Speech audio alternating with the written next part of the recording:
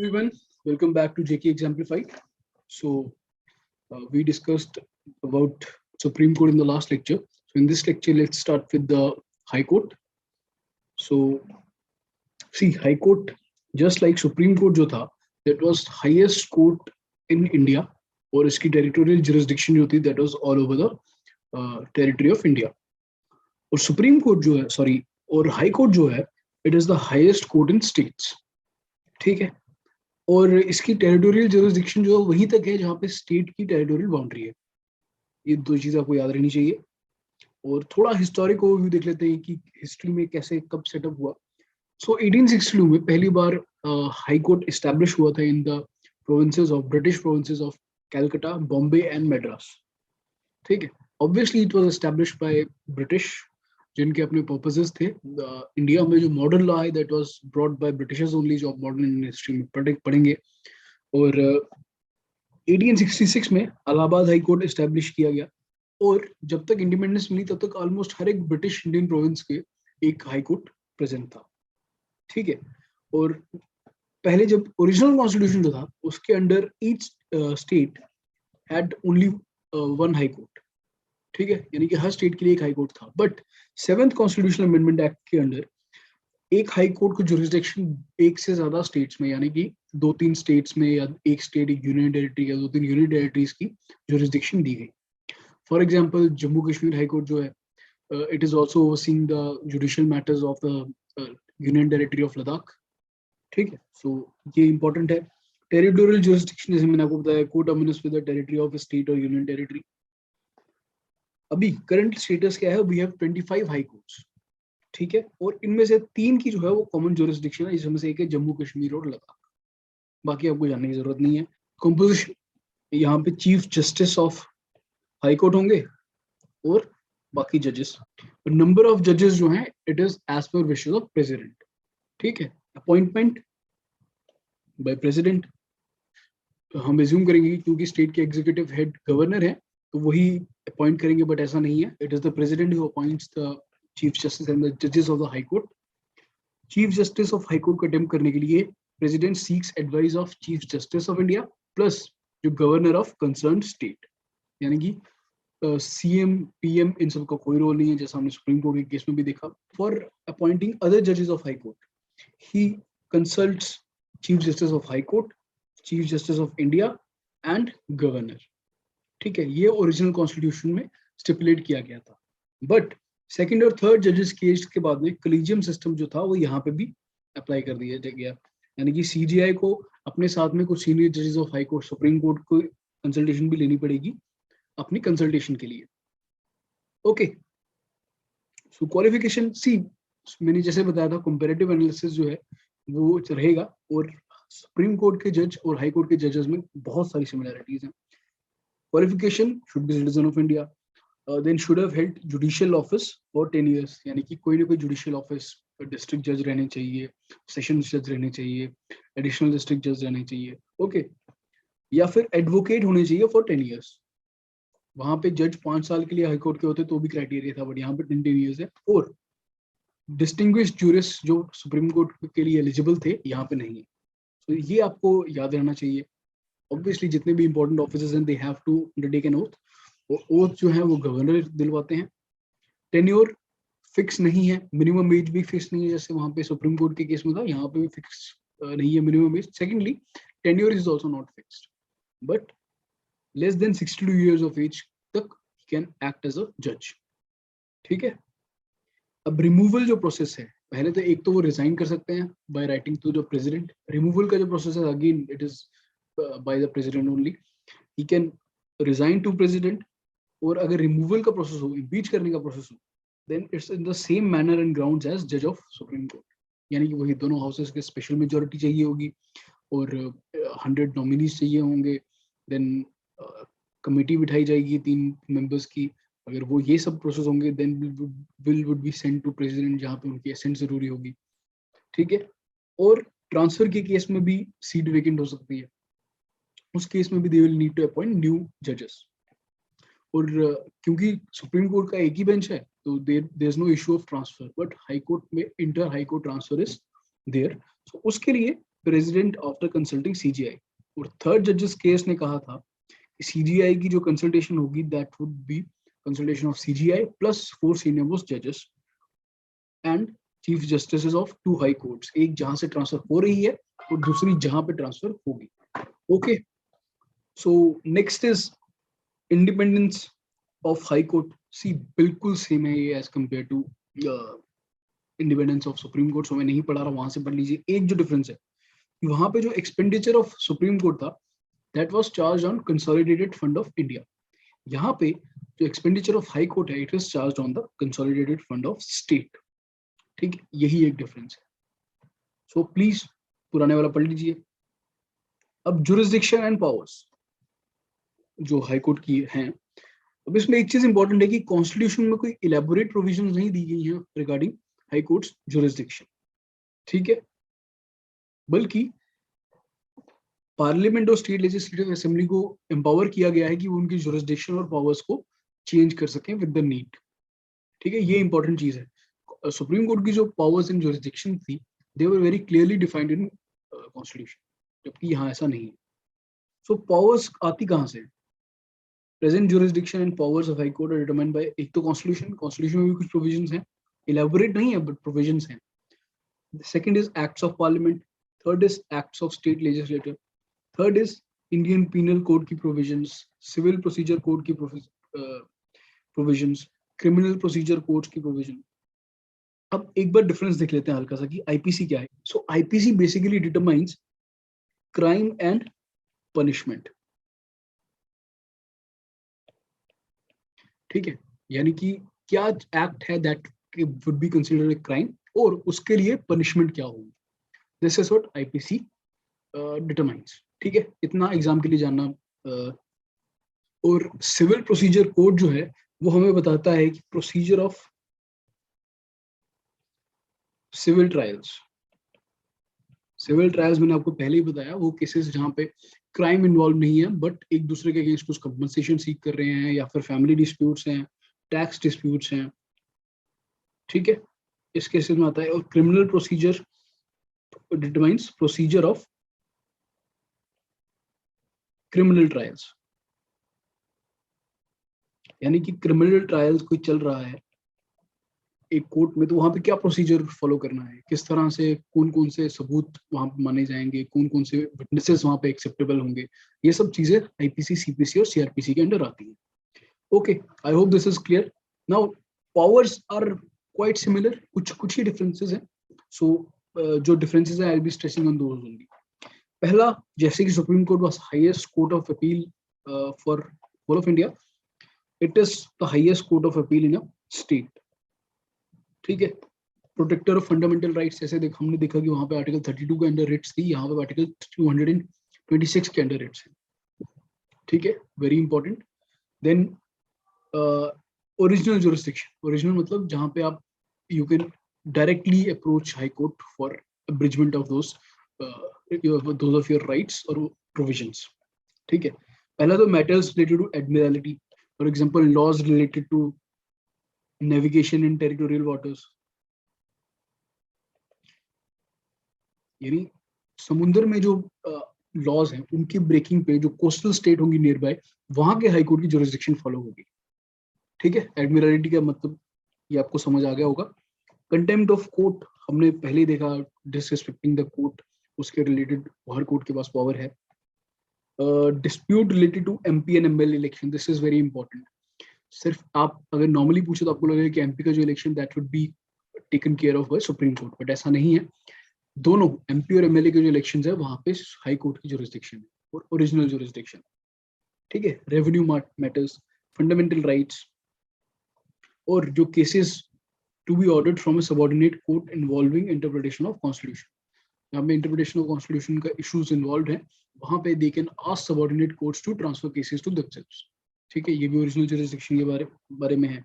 और 4 जो high courts हैं, कैलकाटा, दिल्ली, मद्रास एंड बॉम्बे, इनकी ओरिजिनल जुरिस्डिक्शन है regarding civil cases of higher value, यानी कि सपोज एक अमाउंट है, पैसा है, उससे ऊपर की जो वैल्यू के केसेस होंगे, you can directly approach this high courts. बाकी हाई कोर्ट्स में ऐसा नहीं है, you will have to go through district courts and lower judiciary. ठीक है, वो जो अमाउंट है that would be different for different states I think. So this was about original jurisdiction. और पहले ओरिजिनल क्रिमिनल जुरिसडिक्शन भी थी of high courts of Calcutta, Bombay and Madras, और ये सीआरपीसी 1973 के एक्ट ने अबॉलिश कर दी थी.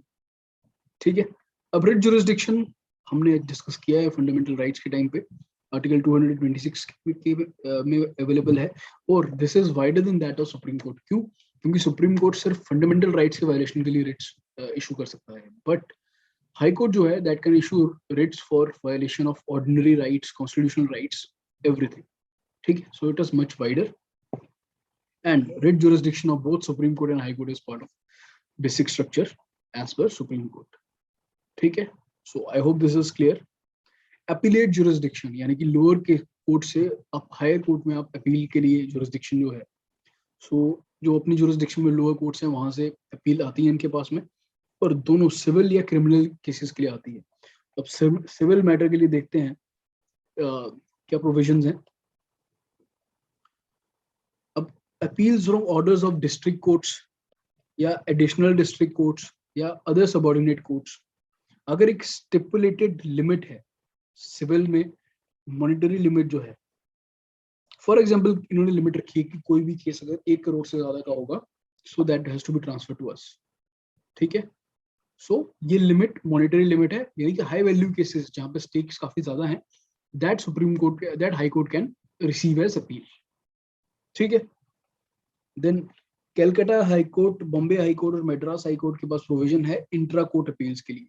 यानी कि सपोज सिविल केस में एक जज ने, एक बेंच के, सिंगल बेंच के जज ने एक डिसीजन दिया है, तो अब सेम कोर्ट में डिवीजन बेंच के पास भी जा सकते हैं. दैट इज 2 से लेके 4 जज का जो बेंच है वहां पर भी आप जा सकते हैं इन द सेम केस, और अगर कोर्ट को, जजेस को लगता है कि केस में मेरिट है, they can accept your case.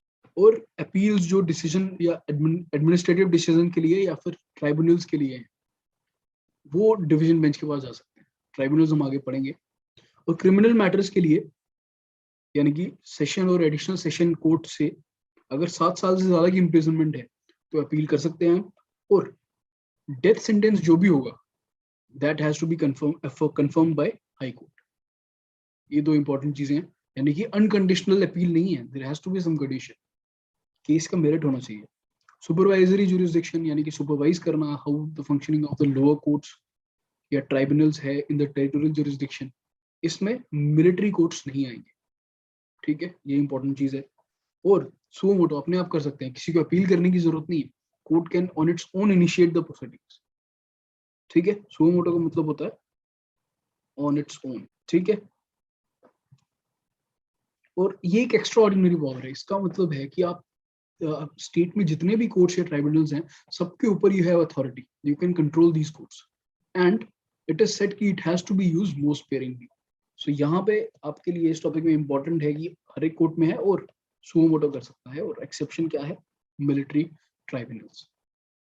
ठीक है, power of judicial review obviously article 13 empower करता ही है, इसके बारे में अलग से पढ़ने की जरूरत नहीं है. 13 के अलावा आर्टिकल 226 भी है. सो अब कंट्रोल ओवर सबऑर्डिनेट कोर्ट्स. ठीक है, कैसे सबऑर्डिनेट कोर्ट्स को, डिस्ट्रिक्ट कोर्ट्स को ये कंट्रोल करते हैं. फर्स्टली गवर्नर इनको कंसल्ट करता है in matters of appointment, posting and promotion of district जजेस and judicial services. Judicial services वो होते हैं जो डिस्ट्रिक्ट जज से नीचे वाली जो कोर्ट की जुडिशरी की पोस्ट होती है, फॉर एग्जांपल मुंसिफ जज. These are all part of judicial services. Posting, promotion, leaves, discipline of these courts, ये भी ये ओवरसी करते हैं. और जो इनकी डिक्री होगी, लॉ होगा या फिर जजमेंट्स होंगी, they are bound the lower courts are bounded by them. ठीक है, ये भी इंपॉर्टेंट है. और ऑब्वियसली वो किसी भी कोर्ट से कोई केस विड्रॉ कर सकते हैं, अपने पास मंगवा सकते हैं. रिट जुरिसडिक्शन के अंदर भी उनकी पावर है. As a court of record, इनकी जजमेंट्स और ऑर्डर जो हैं दे आर रिकॉर्डेड, जैसे हमने सुप्रीम कोर्ट के केस में देखा. Same contempt of court, same as in supreme court, कुछ अलग नहीं है, तो मैं पढ़ाऊंगा नहीं अलग से. And power to review its judgement. ठीक है, इंटरेस्टिंगली सुप्रीम कोर्ट के पास ये power to review its judgement is as a provision of constitution, but high court के पास as a court of record है. ठीक है, ये इंपॉर्टेंट डिफरेंस है जो आपको पता होना चाहिए। ओके, सो ये था सुप्रीम कोर्ट के, ये था हाई कोर्ट के बारे में। अब next topic is tribunals. So tribunals जो हैं they were not part of original constitution, ठीक है, और they were added by 42nd constitutional amendment act of 1976, part 14A add किया था।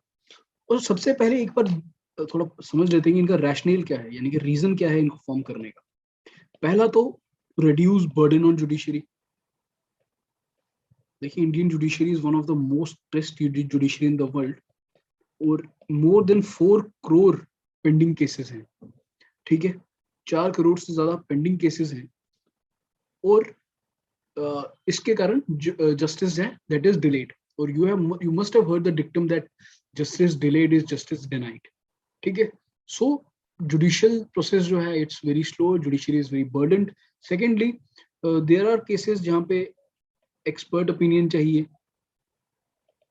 ठीक है, या फिर फास्ट ट्रैक डिलीवरी चाहिए आपको जस्टिस की। In those cases tribunals can help. Benefits non benefits की मेंस का सब्जेक्ट है, ये हम मेंस के लिए जब पढ़ेंगे तो अच्छे से डिस्कस करेंगे। सो अब दो आर्टिकल इसमें है, article 323A and article 323B, ठीक है। सो पहले 323A को देखते हैं, which states that it empowers the parliament to provide for establishment of administrative tribunals for adjudication of disputes relating to recruitment and conditions of service of persons appointed to public services of the center, state, local bodies, public bodies, corporations, public authorities, ठीक है। Basically this deals with administrative issues, ठीक है। वो administrative issues किसके हो सकते हैं? Public services के हो सकते हैं, सेंटर के हो सकते, पब्लिक सर्विसेज के हो सकते हैं जो सेंटर की हो सकती हैं, स्टेट की हो सकती हैं, लोकल बॉडीज की हो सकती हैं, पब्लिक कॉर्पोरेशंस की हो सकती हैं। So it is related to administrative issues. ये इंपॉर्टेंट चीज आर्टिकल 323A के लिए, it gives you central administrative tribunal, और इसको सॉर्ट ऑफ अप्लाई करने के लिए एडमिनिस्ट्रेटिव ट्राइब्यूनल एक्ट पास किया गया 1985 में, जिसके अंदर 2 बॉडीज फॉर्म की गई, सेंट्रल एडमिनिस्ट्रेटिव ट्राइब्यूनल और स्टेट एडमिनिस्ट्रेटिव ट्राइब्यूनल। अब इन दोनों को अच्छे से पढ़ते हैं एक बार। सो सेंट्रल एडमिनिस्ट्रेटिव ट्राइब्यूनल जो है इट वाज एस्टैब्लिश्ड इन 1985, और इसका प्रिंसिपल मेन जो बेंच है दैट इज इन दिल्ली, और इसके 17 रेगुलर बेंचेस हैं इस टाइम पे, यानी कि एक दिल्ली में है और 17 benches they are distributed all over India, ठीक है। So this is an important point. और इसकी ओरिजिनल जुरिस्डिक्शन, यानी कि जिस केसेस में आप डायरेक्टली अप्रोच कर पाए इसको, is in relation to recruitment and all service matters of public servants, यानी कोई भी public service, it doesn't matter, ये क्लास 4th एम्प्लॉय भी हो सकता है और एक IAS ऑफिसर भी हो सकता है, अगर कोई भी इनके रिक्रूटमेंट या फिर सर्विस मैटर्स के रिलेटेड इशू होगा, so you can approach CAT, ठीक है। इसमें इंक्लूड होते हैं all India services, central services, civil post under centre and civil post under defence, यानी कि सेंट्रल जो इश्यूज हैं उनके रिगार्डिंग ये, ठीक है। सो कंपोजिशन जो है चेयरमैन प्लस अदर मेंबर्स। अब चेयरमैन जो है उनकी टर्म है 5 इयर्स की, या फिर he should be less than 65 years of age, ठीक है। और अभी जो है मेंबर्स हैं 65 बहुत ज्यादा लगता है, बट देयर आर 17 ट्राइब्यूनल्स, और हर स्टेट में 2-3 मेंबर्स हर एक के होंगे, तो 65 is not that big a number. और मेंबर्स जो हैं उनकी टर्म है अगेन 5 इयर्स, और एज शुड बी 62 इयर्स और लेस। याद रखिएगा, चेयरमैन की एज है 65, मेंबर्स की एज है 62। एज के रिलेटेड क्वेश्चन कंफ्यूज कर सकते हैं। फॉर एग्जांपल सुप्रीम कोर्ट की जज की जो एज है दैट 65 इयर्स, और हाई कोर्ट के जज की जो मैक्सिमम एज है दैट इज 62 इयर्स। ये आपको चीजें याद रखनी है कंपैरेटिव एनालिसिस में। आपको नोट्स जब रिवीजन कर रहे हैं टेबल बना लीजिए, as high court, supreme court, ठीक है, central administrative tribunal chairman, members, JKPSC chairman, member, इस तरह से आपको एक चार्ट बना दिया and paste it on the wall, बार बार पढ़िए उसको, और क्वेश्चन आने के चांसेस है यहाँ से। Appointment is by president and it is based on the recommendation of A high powered selection committee.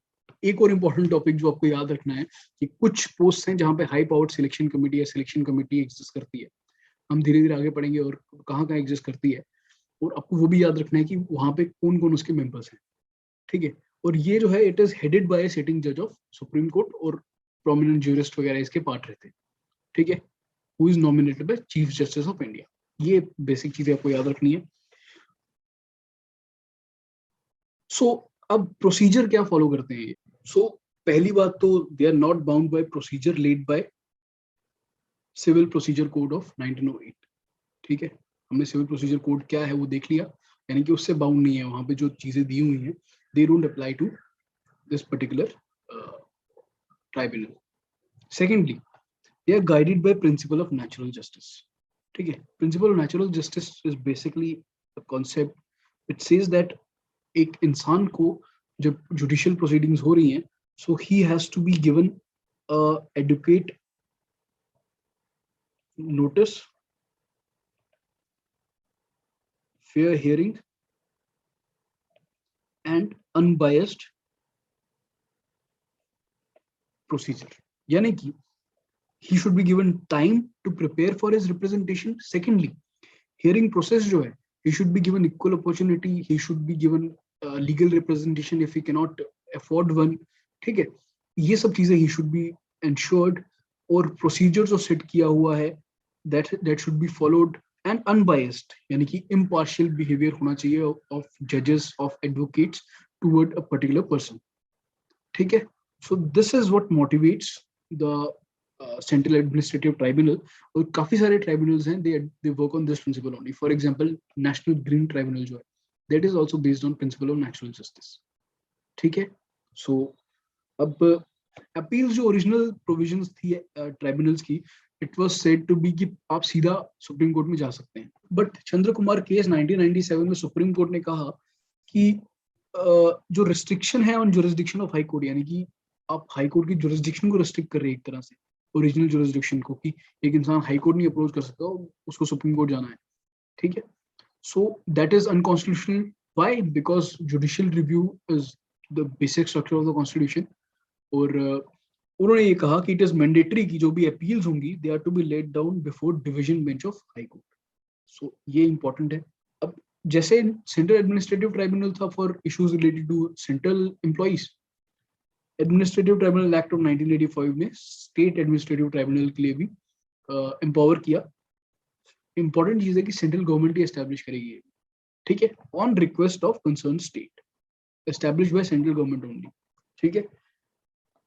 Original jurisdiction regarding recruitment and all service matters of state government employees, chairmen and members of state administrative tribunal है, they are appointed by president not by governor, but consultation governor की हमेशा he will consider। joint administrative tribunal भी establish किए जा सकते हैं जब दो से ज्यादा states चाहें कि they need a common tribunal for common issues, ठीक है। now this was about administrative tribunals। now article 223 deals with other tribunals, और ये बनाता कौन है? दोनों पार्लियामेंट और स्टेट लेजिस्लेटिव। इंपॉर्टेंट डिफरेंस है कि वहां पे सिर्फ पार्लियामेंट, ठीक है,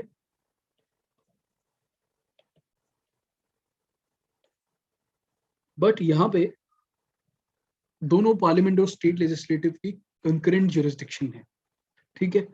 for the establishment of tribunals for adjudication of disputes related to following matters, कुछ मैटर्स है जिनके रिगार्डिंग है, फॉर एग्जांपल टैक्सेशन मैटर्स हैं, फॉरेन एक्सचेंज इंपोर्ट एक्सपोर्ट के मैटर्स हैं, इंडस्ट्रियल एंड लेबर मैटर्स हैं, अर्बन प्रॉपर्टी के रिलेटेड मैटर्स हैं, इलेक्शंस टू पार्लियामेंट और स्टेट लेजिस्लेटिव के रिगार्डिंग कोई मैटर्स हैं, रेंट एंड टेनेंसी राइट्स के रिगार्डिंग मैटर है, फूड स्टफ के रिगार्डिंग मैटर्स है, ठीक है। So for these purposes you can ask administrative, for these matters you can ask a tribunal to be set up under article 323b, ठीक है। बाकी provisions जो हैं they also following principle of natural justice, PC के under ये भी liable नहीं है। So all the provisions are mostly same, but this is important कि वो एडमिनिस्ट्रेटिव के लिए थे और ये स्पेसिफिक मैटर्स के लिए जो डिफाइन किए गए, ठीक है।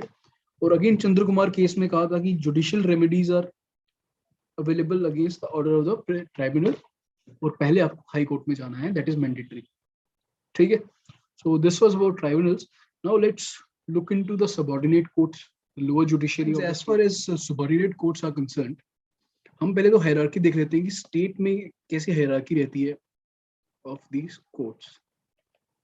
ठीक है, सबसे पहले ऊपर आ गया हाई कोर्ट, देन उसके नीचे आता है डिस्ट्रिक्ट एंड सेशंस जजेस कोर्ट। ये हम देखेंगे कि इनका अलग क्या मतलब है।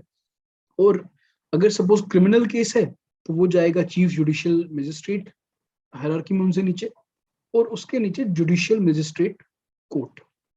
ठीक है, और similarly on the civil side subordinate जज कोर्ट होगा, और उसके नीचे होगा मुंसिफ कोर्ट, जो हम अक्सर सुनते रहते हैं, हमारे स्मॉल टाउन्स में काफी प्रेवलेंट है।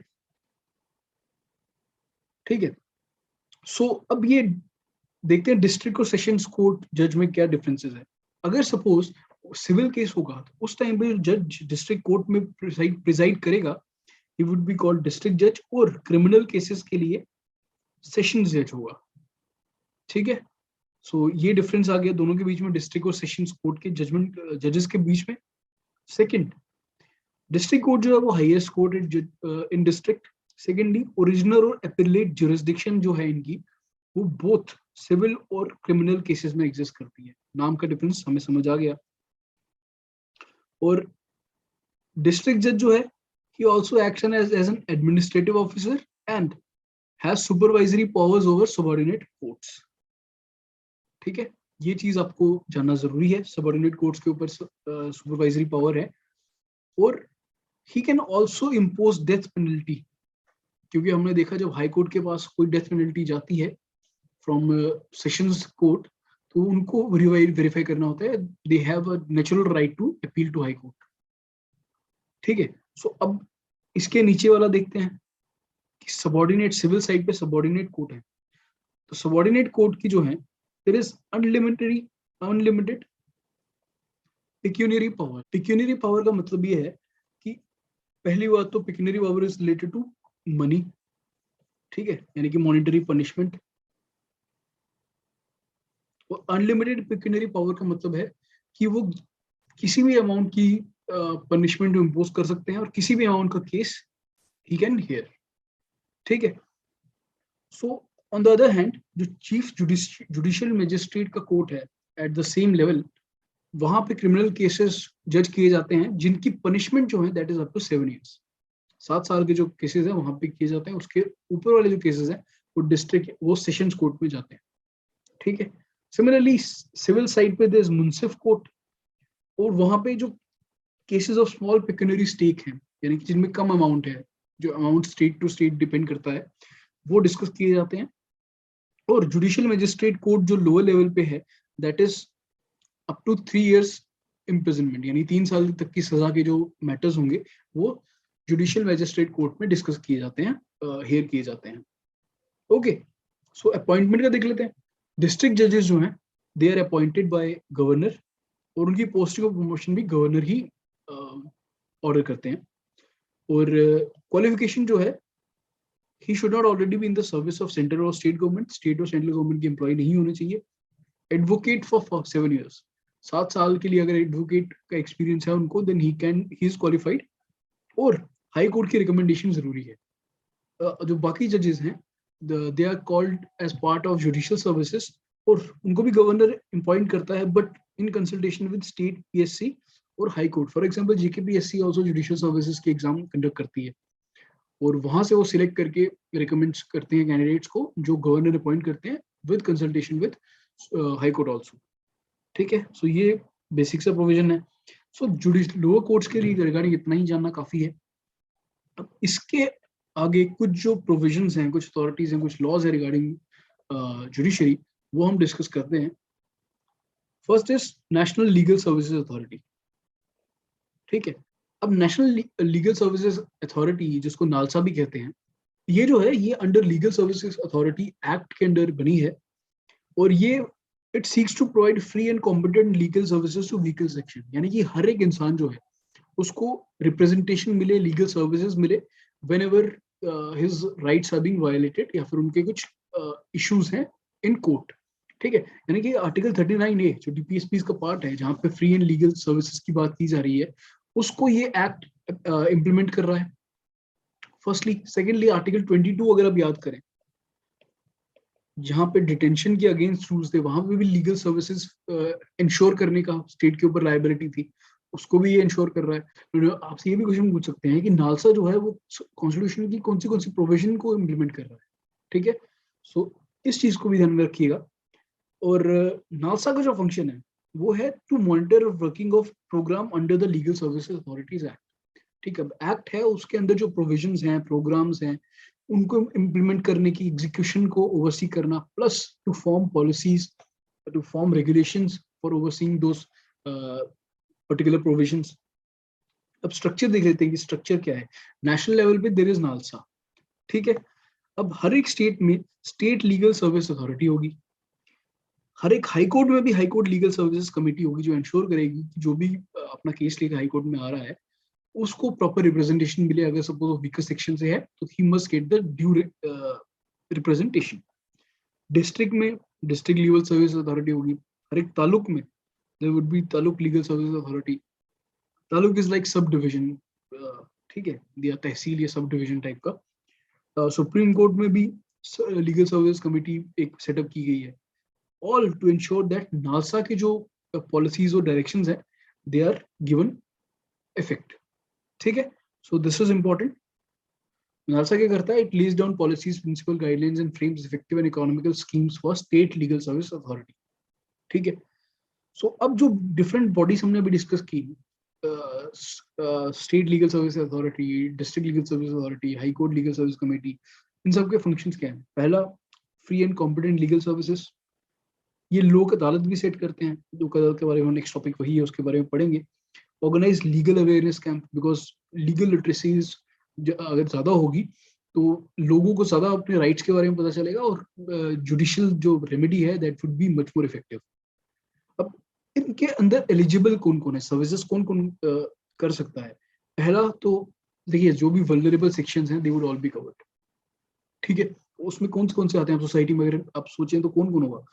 वुमेन एंड चिल्ड्रन है, शेड्यूल ट्राइब है, देन इंडस्ट्रियल वर्कमेन हैं, जो इंडस्ट्रियल वर्कर्स हैं, victims of mass disasters, violence like floods, then riots, etc. Disabled people, people in custody, Article 22 याद कीजिए, जिनकी इनकम 1 लाख से कम है, those who cannot afford legal services, trafficking victims, जो ह्यूमन ट्रैफिकिंग के विक्टिम्स हैं।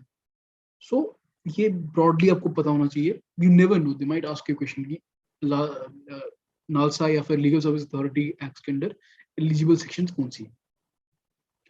So this was about Legal Services Authority Act and NALSA, and next is about लोक अदालत, ठीक है।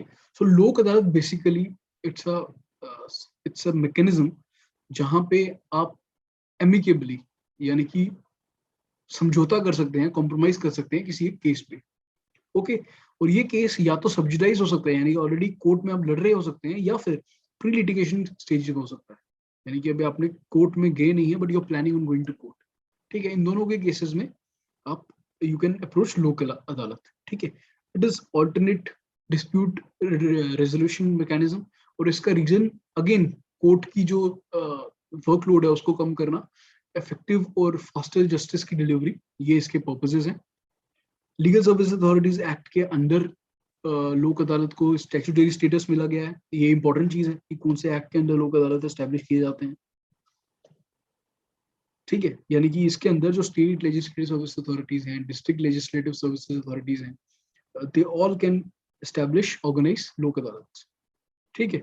और लोक अदालत जो है इट कंसिस्ट ऑफ, अल्टीमेटली आप एक जजमेंट पास करेंगे, so you need judicial officers, they can be serving और रिटायर्ड, ठीक है। अब यहाँ पे क्वालिफिकेशन वगैरह हमने बता दी, बस they should be judicial officers. और जुरिस्डिक्शन जो है, any case pending before any court, किसी भी कोर्ट के सामने कोई भी केस पेंडिंग है that can be taken up, any case not brought into court through दो फॉलिंग इन इट्स जुरिस्डिक्शन, यानी कि प्री लिटिगेशन वाला जो सिनेरियो।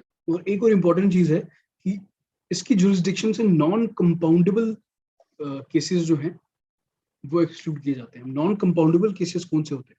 नॉन कंपाउंडेबल केसेस वो होते हैं which affects both individual and society, देखिए कॉम्प्रोमाइज जो होगा that is always between individuals, दो पार्टीज के बीच में कॉम्प्रोमाइज होता है। बट कोई ऐसा केस है जिसमें सोसाइटी एट लार्ज में इम्पैक्ट हो रही है, ठीक है, for example there is a case regarding mob lynching, तो इस केस में सिर्फ इंडिविजुअल्स ही नहीं, सोसाइटी भी इन्वॉल्व हो रही है, सोसाइटी को भी इफेक्ट हो रहा है, so that case can not be compromised, ठीक है, इसीलिए that is excluded from jurisdiction of लोक अदालत, और इसमें फुल ट्रायल इज नीडेड, ठीक है।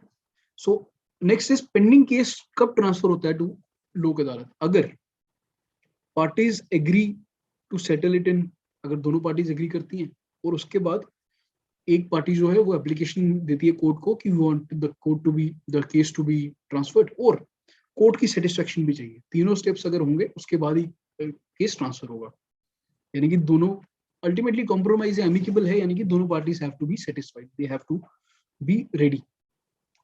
और लोक अदालत shall have same powers as civil court under civil procedure code, ठीक है। अब ये पावर्स क्या है, समनिंग यानी कि बुलाना अलग अलग प्लेंटिफ्स को, विटनेसेस को, वो power summoning power, discovery and production of any document, कोई भी डॉक्यूमेंट आपको चाहिए you can ask for it और आप उसको कंसिडर कर सकते हैं, एफिडेविट पे आपको एविडेंस मिल सकता है, और कोई भी पब्लिक रिकॉर्ड और डॉक्यूमेंट आपको चाहिए you can ask for it, ठीक है। यानी कि याद रखिएगा, ये आपसे नहीं पूछेंगे क्या पावर्स हैं, but important thing here is this, they have the same powers as civil court, okay, under CPC, and proceedings before जो लोक अदालत के सामने जो proceedings होती हैं they are considered to be judicial proceedings, यानी कि proceedings by a court within the meaning of IPC। IPC क्या करता है, जो क्राइम और पनिशमेंट को डिफाइन करता है, उसके अंडर जो लोक अदालत की जो प्रोसीडिंग्स हैं they considered as judicial proceedings. Another important point, ऐसे ही पॉइंट्स पे क्वेश्चन आते हैं, ठीक है। और ऑर्डर ऑफ जो लोक अदालत है वो डिक्री ऑफ सिविल कोर्ट है और इस पे अपील नहीं हो सकती। अपील क्यों नहीं हो सकती, because it is a compromise, दोनों पार्टीज रेडी होंगी तभी अवार्ड के लिए दिया जाएगा, ठीक है, और they will have to accept it, अगर नहीं होगा तो दे वोंट। अब ये परमानेंट लोक अदालत बनाई जाती है, 2002 में अमेंडमेंट की गई थी लीगल सर्विस अथॉरिटीज एक्ट में, जिसके अंदर परमानेंट लोक अदालत कुड बी एस्टैब्लिश्ड। परमानेंट है यानी कि there would be a structure to it, तो चेयरमैन होता है और 2 मेंबर्स होते हैं। चेयरमैन कौन होगा, रिटायर्ड डिस्ट्रिक्ट जज, एडिशनल डिस्ट्रिक्ट जज, और जुडिशियल ऑफिस होल्डर जो डिस्ट्रिक्ट जज के ज्यादा ऊपर की प्रायोरिटी में पोजीशन होल्ड कर रहे होंगे, ठीक है। और 2 अदर मेंबर्स जो हैं with requisite experience in public utility services. Public utility services यानी कि suppose water services, suppose electricity, ठीक है, सपोज रोड्स, ये सब पब्लिक यूटिलिटी सर्विसेज। और परमानेंट लोक अदालत जो मैंडेट है they deal with public utility services only, ठीक है। सो ये इंपॉर्टेंट चीज है कि परमानेंट लोक अदालत जो है that is with relation to public utility services only. Jurisdiction public utility service. Pecuniary jurisdiction यानी कि क्या लिमिट है, कितने पैसे तक की, कितनी मॉनेटरी वैल्यू की cases they can handle, that is under 10 lakh, ठीक है, और सेंटर इसको इंक्रीज कर सकता है, ये इंपॉर्टेंट चीज है। और नॉन कंपाउंडेबल ऑफेंसेस के रिस्पेक्ट में कोई नहीं है, क्यों, क्योंकि सोसाइटी एट लार्ज इंपैक्ट हो रही है, so they need to go through proper judicial proceedings. Award is binding and final. So this was about permanent Lok Adalat, इस फैमिली कोर्ट्स, और ये बनाए गए हैं फैमिली कोर्ट्स एक्ट ऑफ 1984 के अंडर, ठीक है। पर्पस सेम ही रहेगा, speedy settlement and conciliation of disputes related to marriage and family affairs, यानी कि डोमेस्टिक अफेयर्स के अराउंड ये कोर्ट्स काम करेंगे।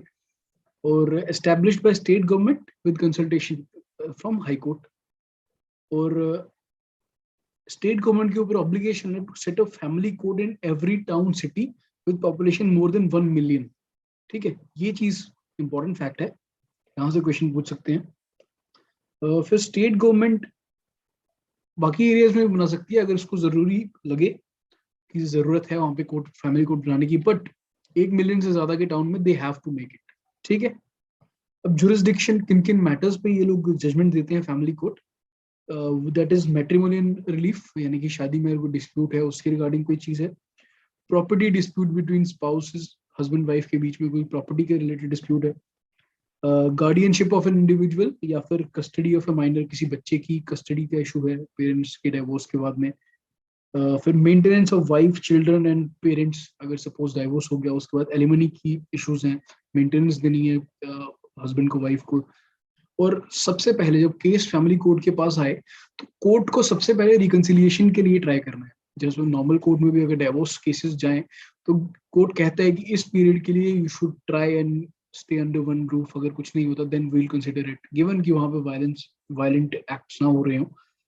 ठीक है, सो कोर्ट पूरी तरह से ट्राई करेगा कि रिकंसिलिएशन हो, और इसीलिए पहली स्टेज में वो रिजिड प्रोसीजर सेट नहीं किया गया ताकि रिकंसिलिएशन इनफॉर्मल वे में रिकंसिलिएशन हो जाए। ठीक है, यहाँ पे कोई राइट नहीं है to be represented by legal practitioner, ये इंपॉर्टेंट चीज है। और unlike in the previous courts, Lok Adalat and ग्राम न्यायालय, यहाँ पे ये आपके पास एक राइट ऑफ अपील है, सिर्फ एक ही राइट है, और वो हाई कोर्ट को कर सकते हैं आप, एक से ज्यादा अपील नहीं कर सकते। ठीक है, ये नहीं कि हाई कोर्ट की जो जजमेंट आ गई उसको भी आप बोले कि हम सुप्रीम कोर्ट में जाएंगे, no, that is not there. Okay, so next is Gram Nyayalaya. ये ग्राम न्यायालय एक्ट के अंदर बने हैं ऑफ 2002। तो पर्पस ये है कि लोअर ग्रास रूट लेवल पे जस्टिस डिलीवर किया जाए, जस्टिस एट डोर स्टेप्स, यानी ग्राम पंचायत लेवल पे जो छोटे छोटे इश्यूज हैं उनको डिस्कस, उनको किया जाए। और ये जो है वो court of judicial magistrate first class है, जो हमने डिस्कस किया था पहले। ठीक है, और प्रिजाइडिंग ऑफिसर, जो जुडिशियल ऑफिसर जो प्रिजाइड करेगा, जिसको न्याय अधिकारी बोलेंगे, वो स्टेट गवर्नमेंट को अपॉइंट करेगी with recommendation of high court. और ग्राम पंचायत जो है वो इंटरमीडिएट लेवल पे होगी। हम अभी आगे जब पंचायत के बारे में पढ़ेंगे हम देखेंगे कि 3 टियर सिस्टम है, जहाँ पे ग्राम पंचायत है, इंटरमीडिएट पंचायत है और डिस्ट्रिक्ट लेवल पे बॉडी है। ठीक है, तो या फिर एक ग्रुप ऑफ पंचायत होंगी एट इंटरमीडिएट लेवल। न्याय अधिकारी जो है वो जुडिशियल ऑफिसर होगा, यानी कि स्टेट जुडिशियल सर्विसेज से वो आएगा। फिर दीज आर मोबाइल कोर्ट्स, यानी कि कोर्ट्स एक पर्टिकुलर लोकेशन पे नहीं बैठेंगे, दे कैन मूव अराउंड।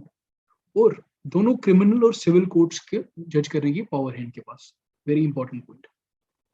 और सेंट्रल और स्टेट गवर्नमेंट जो है वो जो इनकी पावर्स है with respect to these cases, they have the power to amend these powers also. किस किस इशू पे इनकी पावर है, क्या क्या पावर है, they can be amended by both central government and state government. ठीक है, another important point.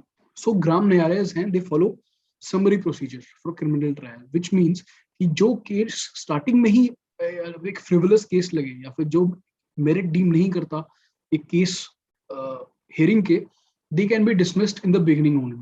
यानी कि जो डिफेंडेंट है he does not have right to defend himself. ठीक है, डिस्क्रिशन है ग्राम न्यायालय की वो केस को एंटरटेन करेगा या नहीं करेगा। They are not bound by rules of evidence under Indian Evidence Act of 1872 and are guided by principle of natural justice. Principle of natural justice हमने पढ़ा है और ये चीज इंपॉर्टेंट है, समरी प्रोसीजर फॉलो करते हैं और इंडियन एविडेंस एक्ट के अंदर ये प्रोसीजर है इनका। ठीक है, और अपील अगर होगी, अपील कर सकते हैं आप। क्रिमिनल केसेस होंगे तो सेशन कोर्ट में जाएगी और 6 महीने के अंदर अंदर ये होनी चाहिए, और सिविल केस में होगी तो डिस्ट्रिक्ट कोर्ट केस में जाएगी और 6 महीने के अंदर अंदर हियरिंग होनी चाहिए। ठीक है, और एक्यूज जो है वो बार्गेनिंग प्ली भी अपील कर सकते हैं, यानी कि टू सेटल द डिस्प्यूट। ठीक है, सो दिस वाज अबाउट ग्राम न्यायालय। और एक और इम्पोर्टेंट टॉपिक है जो इस साल के एग्जाम के लिए उतना ज्यादा इम्पोर्टेंट नहीं है, क्योंकि 2008 में क्वेश्चन क्योंकि 2022-21 में क्वेश्चन आ चुका है, but we never know, JKPSC is known to repeat questions. So public interest litigation जो है इसके बारे में कुछ चीजें देख लेते हैं। Firstly it was developed in USA, okay, in 1960s, और इंडिया में it was adopted in 1980s, और ये था जुडिशियल एक्टिविज्म की वजह से, यानी कि जुडिशियरी ने खुद इनिशिएटिव लेके ऐसे स्टेप्स लिए जिसके कारण पब्लिक इंटरेस्ट लिटिगेशन अप्लाई हो पाया इंडिया में। और जो प्रोमिनेंट जजेस थे वो पीएन भागवती थे और वी आर कृष्णा अय्यर थे। ठीक है, सो होता क्या है इसके अंदर, पब्लिक इंटरेस्ट लिटिगेशन है क्या? पहली बात तो ये, इसका बेसिस ये है कि it relaxes the rule of locus standi, यानी कि जो एग्रीव्ड पर्सन है उसके बिहाफ पे अंडर लोकल स्टैंड है, अगर सपोज मैं एग्रीव पार्टी हूँ, मेरे साथ कुछ अब्यूज हुआ है या फिर मेरे राइट्स वायलेट हुए हैं, तो I have to be the one who has to approach the court. But under public interest litigation, any public spirited person or organization can move the court for enforcement of right of any individual or group of individual. यानी कि suppose मेरे right violate हो रहे हैं, तो जरूरी नहीं है कि मैं ही कोर्ट पे आ जाऊं, कोई और इंडिविजुअल भी मेरे बिहाफ पे कोर्ट को अप्रोच कर सकता है. ठीक है, और ये कोर्ट की डिस्क्रिप्शन होगी कि वो एंटरटेन करेंगे ऐसे प्ली को या नहीं. बस क्वेश्चन ये होना चाहिए कि जो जो इशू होना चाहिए that should be of larger public importance. ठीक है, सोशल इफेक्ट्स होने चाहिए उसके. सो इससे होता क्या है, इससे पहली तो जस्टिस डिलीवरी बेटर होती है, सोसाइटी के हमारे जो प्रिंसिपल्स हैं they can be achieved, violation of rights जो हैं वो अनपनिश्ड नहीं जाते. ठीक है, सो काफी सारे इश्यूज हैं जो, और जो कॉन्स्टिट्यूशन या लीगल राइट्स हैं जो अन रिप्रेजेंटेड सेक्शंस या वल्नरेबल सेक्शंस हैं, लाइक पुअर, विमेन, चिल्ड्रन, जो अवेयर नहीं है अपने राइट्स के, या राइट्स अपने मनवान, या राइट्स अपने डिफेंड नहीं कर सकते प्रॉपरली, उनके लिए कुछ individual organization can reach court to ensure their rights. ठीक है, सो अल्टीमेटली जस्टिस डिलीवरी के लिए इट हेल्प्स. बुक में there is given a summary of the topic, मैंने आपको बता दिया बेसिकली है क्या. नेक्स्ट, डिफाइन नहीं है कॉन्स्टिट्यूशन में, कि मेंशन नहीं है, सो ये इंपॉर्टेंट चीज है. सुप्रीम कोर्ट ने अपने कुछ जजमेंट्स के थ्रू ये बताया कि कौन सी कैटेगरीज वो ऑर्डिनरीली एंटरटेन करेंगे अंडर पीआईएल. ठीक है, जैसे बॉन्डेड लेबरर्स के केस हो गए, नेग्लेक्टेड चिल्ड्रन के केस हो गए, non payment of minimum wages हो गया, petitions against police for refusing to lodge a complaint. इस तरह के काफी सारे इश्यूज हैं. बेटर होगा अगर ये याद रख लें कि पीआईएल के इन इश्यूज पे नहीं हो सकता. फॉर एग्जांपल लैंडलॉर्ड या टेनेंट के मैटर जो है, सर्विस मैटर, एक पब्लिक सर्वेंट के, फॉर एग्जांपल पेंशन के रिलेटेड, ग्रेचुइटी के related, admission to medical and other educational institutions, petitions for early hearing of cases pending in High Court and Supreme Court. So ये छोटी सी list है. This is just like doctrine of basic structure. ये list भी कभी बढ़ती है कभी कम होती है. So not much of a point to cram this list, but आपको ब्रॉडली पता होना चाहिए कि किस किस कौन सी प्रोविजन इसके अंडर हैं. और सो this was about it.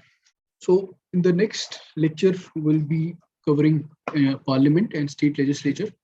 So with that in mind, do like, share and comment on the channel.